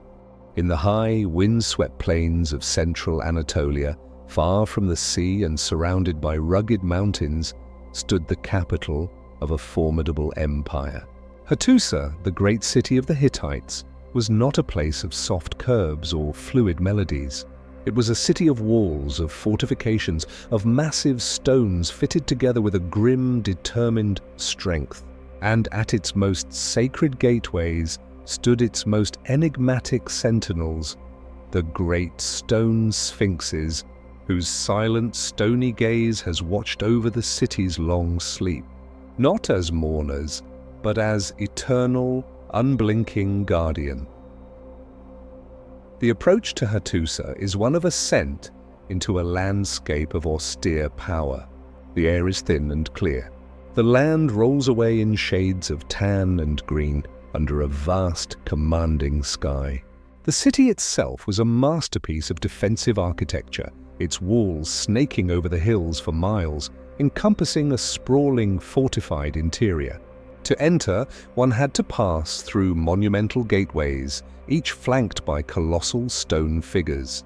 The most famous are the Lion Gate and the King's Gate, but it is the Sphinxes, who guarded the highest and most sacred gate to the city's inner sanctum, that embody the city's most profound and lasting quality, a protective silence that endures long after the need for protection has passed. These sphinxes were not the recumbent, riddling creatures of Egyptian sands. The Hittite Sphinx was a composite being of immense dignity and solidity, with the body of a lion, the wings of an eagle, and the serene, inscrutable face of a human ruler. Carved from dense, dark basalt or limestone, they were placed high upon gate piers, looking outward across the approaching plains and inward toward the heart of the empire. Their expression is not one of menace, but of an immense, calm authority. They see everything, and in their seeing they command a deep, pervasive stillness. Imagine the message they conveyed to a visitor or an enemy. To pass beneath their gaze was to be measured, to be assessed by a power that was both intelligent and utterly immovable. They were the stone embodiment of the Hittite state, powerful, watchful, and enduring. They did not need to threaten. Their sheer, silent presence was a declaration of strength and permanence.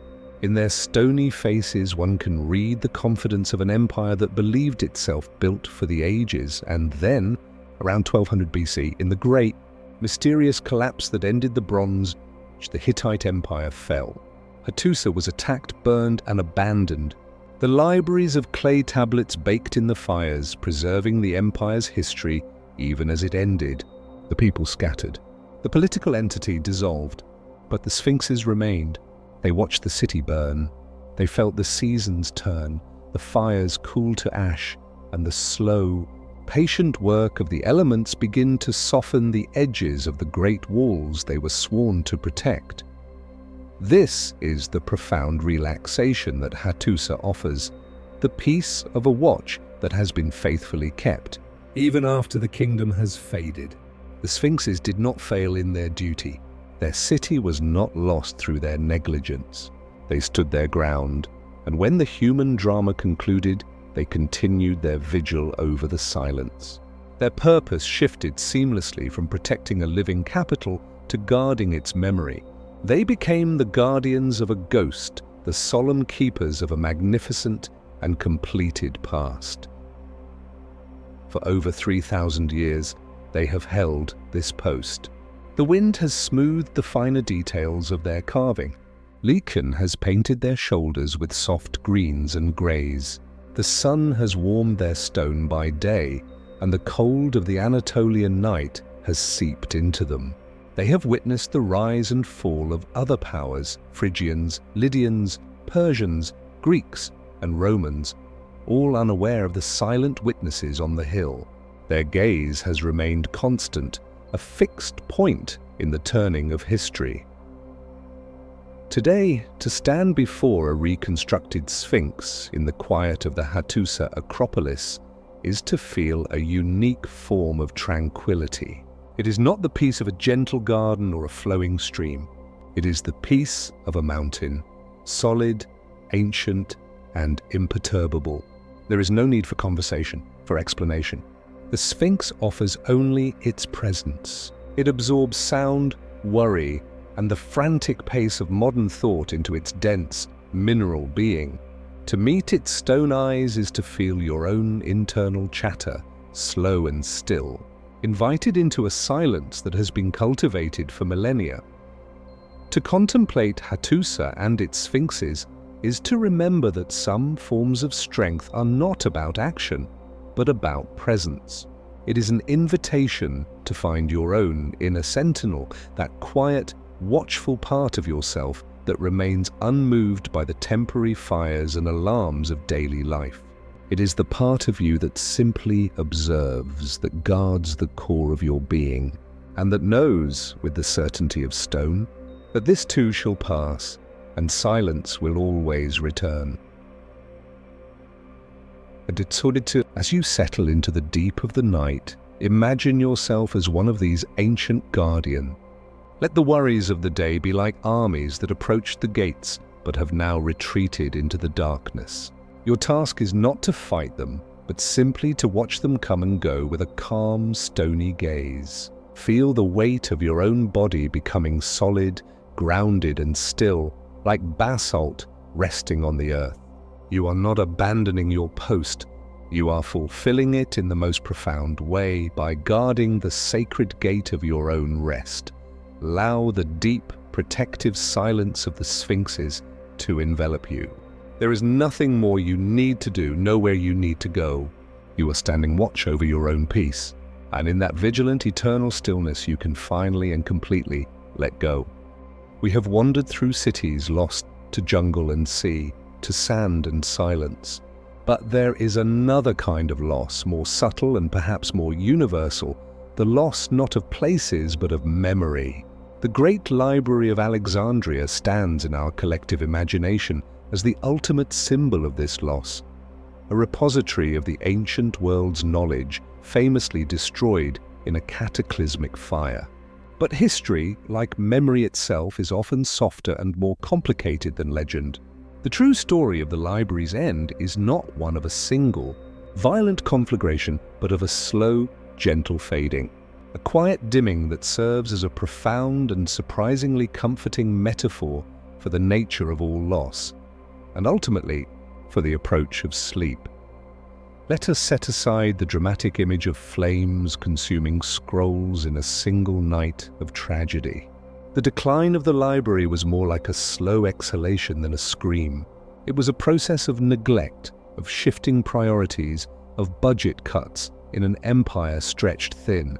Over centuries, the great institution suffered from a lack of funding, a decline in scholarly patronage, and the simple, quiet entropy that afflicts all human endeavors. Scrolls were not burned. They were simply not recopied. The papyrus, a fragile, organic material, slowly succumbed to damp, to insects, to the gentle, inexorable pressure of time. The knowledge within them did not vanish in a blaze of light, but seeped away, word by word, into a peaceful oblivion. This slow fading is, in its own way, far more relaxing than the idea of a violent end. A fire is a sudden traumatic event. But a gradual dimming is a natural process, akin to the setting of the sun or the shedding of leaves in autumn. It is a letting go that happens almost without notice, a gentle surrender to the fact that not everything can, or should, be held on to forever. The library's vast collection of plays, scientific treatises, and historical accounts was not so much destroyed as it was returned to the universe, its constituent ideas breaking down and dispersing like nutrients in soil, ready to nourish future growth in different forms. Think of the scrolls themselves. Each one was a unique artifact handwritten by a scribe, a tangible piece of a single human mind reaching across time. As these scrolls slowly decayed in their shelves, the voices they held, the arguments of a philosopher, the observations of an astronomer, the verses of a poet, did not cry out. They simply grew quieter, their whispers becoming fainter and fainter until they merged with the general silence of the past. This is not a tragedy, but a form of rest.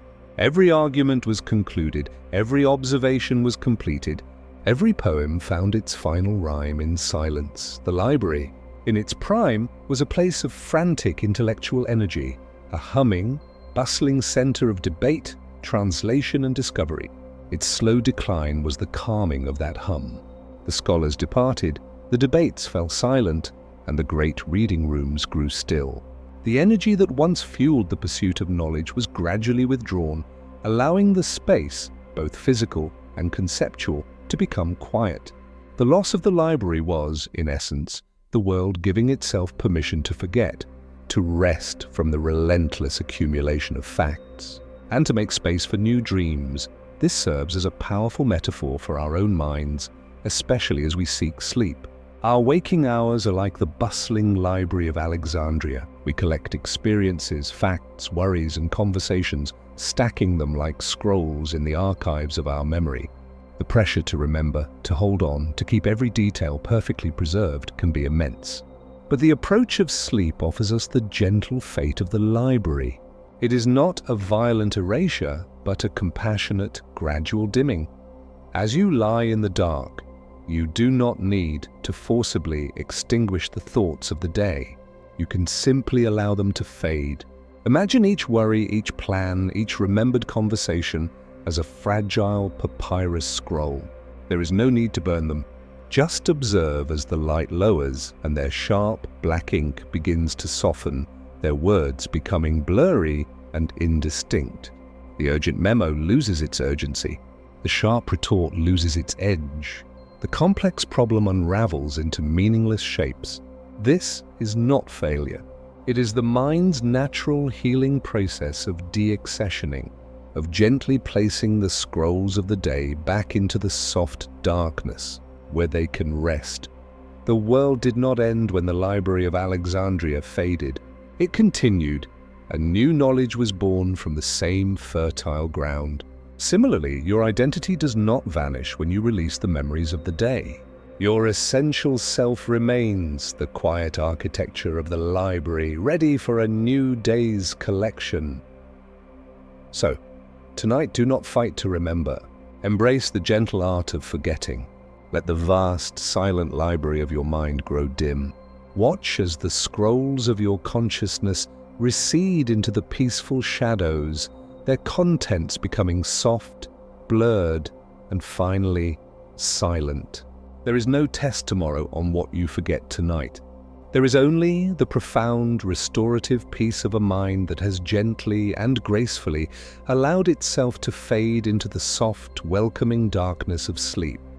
In the heart of every lost city, beneath the wind-blown sand and the tangled roots, there is a second, quieter story unfolding. It is not the story of the city's birth or its abandonment, but the story of its gentle rediscovery.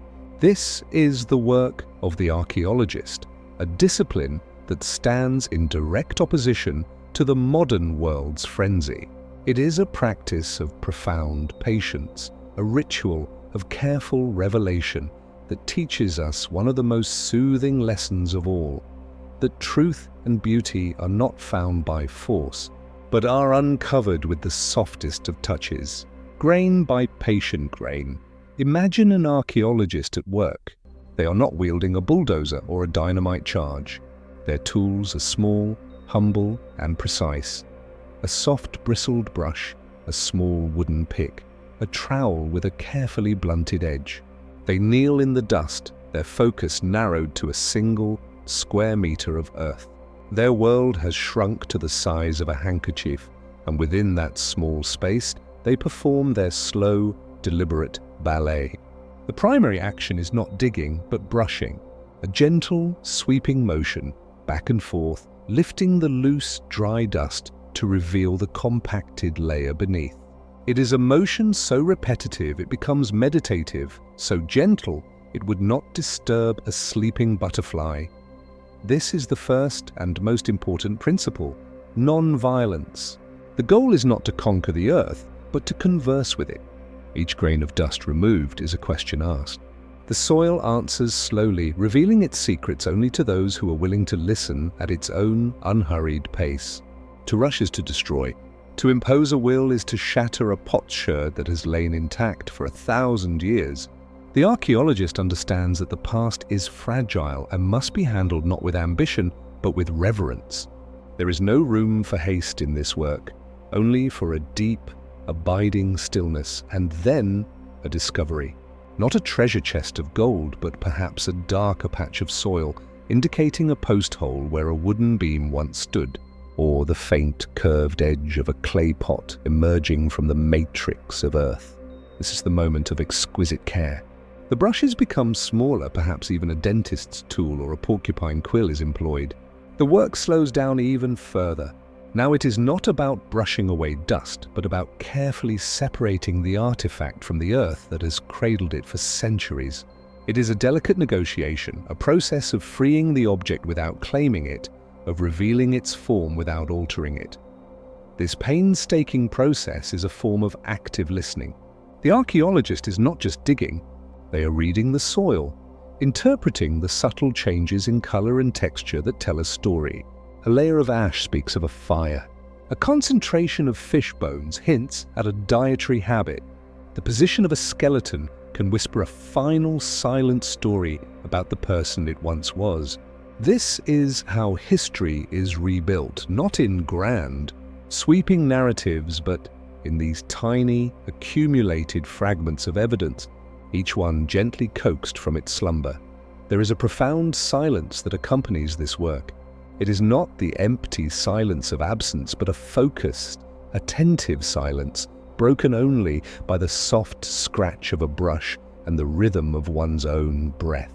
In this silence, the mind of the worker settles. The noise of the outside world, the traffic, the deadlines, the digital pings, fades into irrelevance.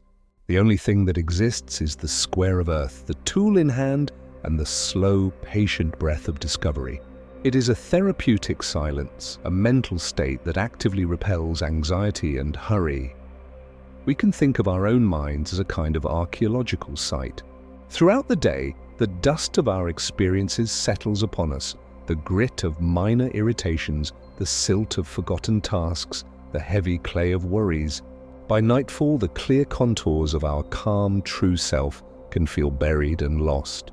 The act of seeking sleep, then, can be like the work of this gentle archaeologist. We do not need to violently clear our minds. That is like using a bulldozer on a fragile site. It only causes more damage and chaos. Instead, we can pick up the soft brush of our breath. We can gently, patiently sweep across the surface of our thoughts.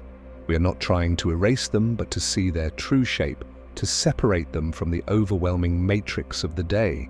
A worry emerges. Instead of engaging with it, we simply observe its form, acknowledge its presence, and then, with the next soft brush stroke of an exhale, we gently clear a little space around it. We do this again and again and again. It is a slow, repetitive, and deeply calming process. With each gentle breath, we brush away a grain of the day's dust. The frantic energy settles. The sharp edges of our anxieties are softened by this patient, rhythmic attention. We are not fighting our thoughts. We are carefully uncovering the quiet, stable ground of our own being that lies beneath them. So tonight, become the archaeologist of your own soul.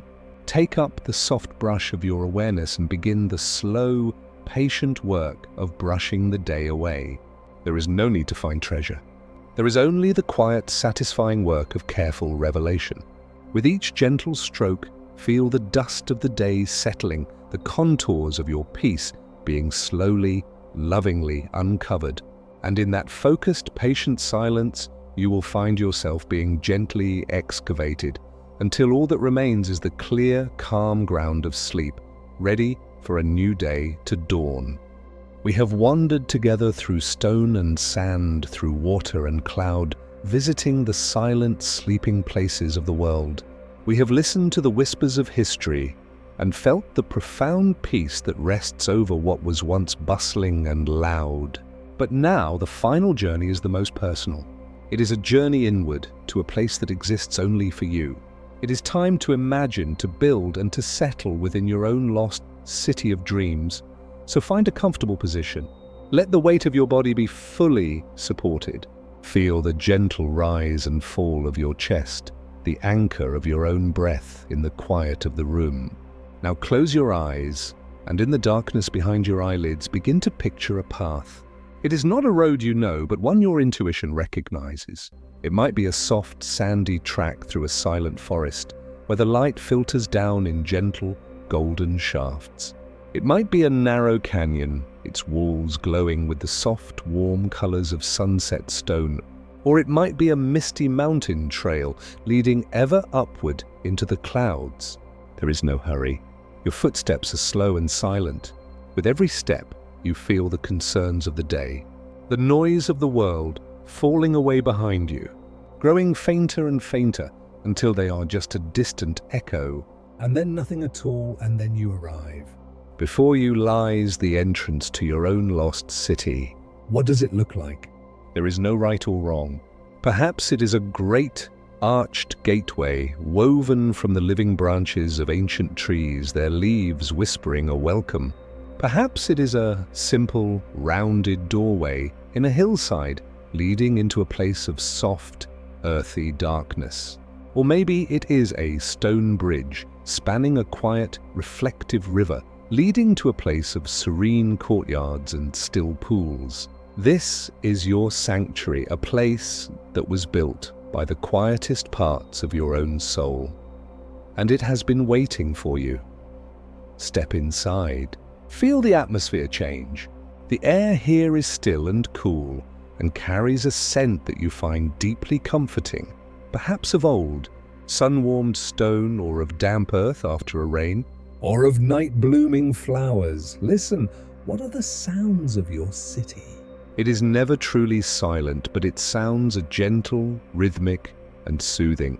It might be the soft, constant trickle of a hidden spring feeding a quiet fountain. It might be the hum of bees in a wild, overgrown garden.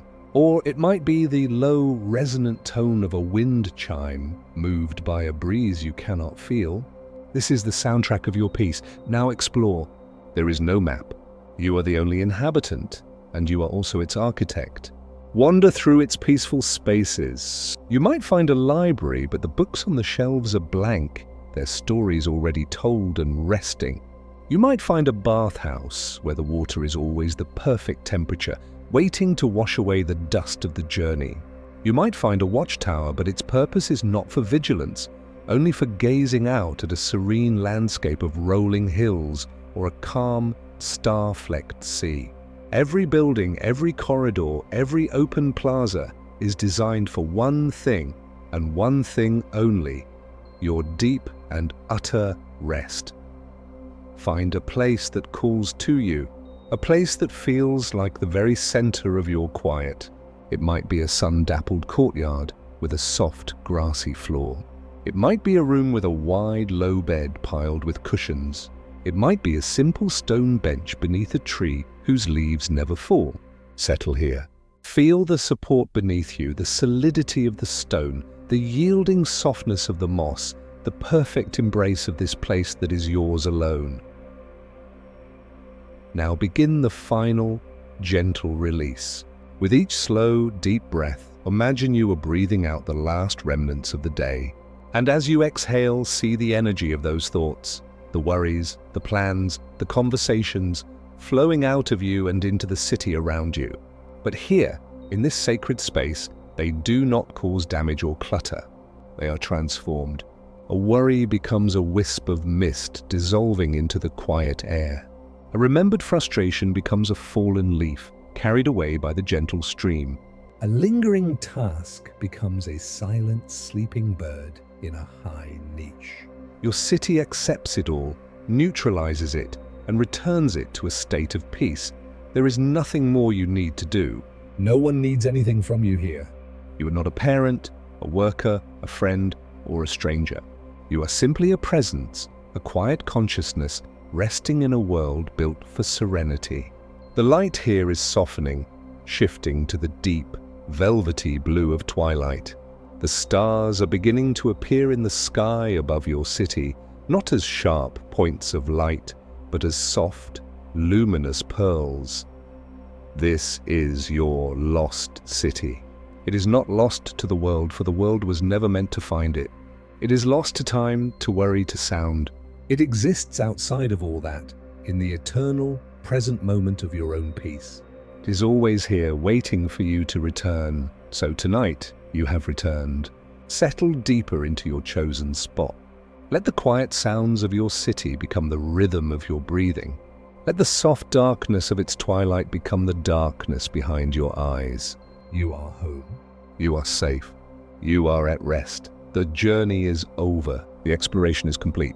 All that is left is to sleep here in the beautiful, forgotten city of your dreams. Let go now and drift. And so we have come to the end of our journey, not with a conclusion, but with a gathering. We have walked through the whispering canyons of Petra and the cloud-veiled peaks of Machu Picchu.